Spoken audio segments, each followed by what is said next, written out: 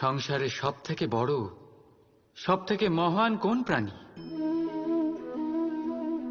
এবার আপনাদের মধ্যে কেউ বলবে মানুষ, কেউ বলবে সিংহ, আর কেউ বলবে হস্তি। কিন্তু না, সংসারে সবচেয়ে মহান প্রাণী হলো বৃক্ষ।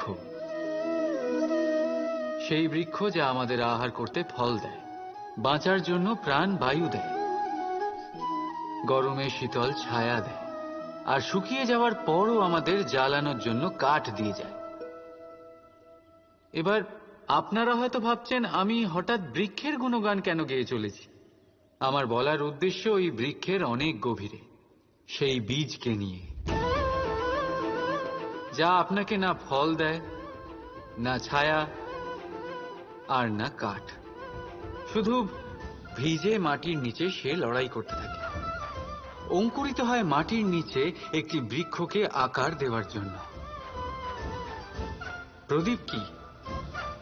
সাধারণ একটা মাটির পাত্র, কিন্তু জলবায়ু নিয়ে সে যখন জ্বলে, সমস্ত সংসারকে সে পথ দেখাতে থাকে, মহান হয়ে যায়। এবার বুঝলেন? যদি মহান হতে হয় তাহলে কিছু করে দেখাতে হবে। কোনো তফাৎ হয় না যে আপনি ছোট না আপনি বড়। কিছু করলে তবেই কিছু হবে। আপনি চলা শুরু করুন, কোথাও না কোথাও তো পৌঁছবেন। নিশ্চল বসে থাকলে কখনো কিচ্ছু হবে না। মনে রাখবেন, কিছু আরম্ভ করতে গেলে মহান হওয়ার একেবারেই প্রয়োজন পড়ে না, কিন্তু মহান হতে গেলে কিছু আরম্ভ করা অতি আবশ্যক। রাধা রাধা।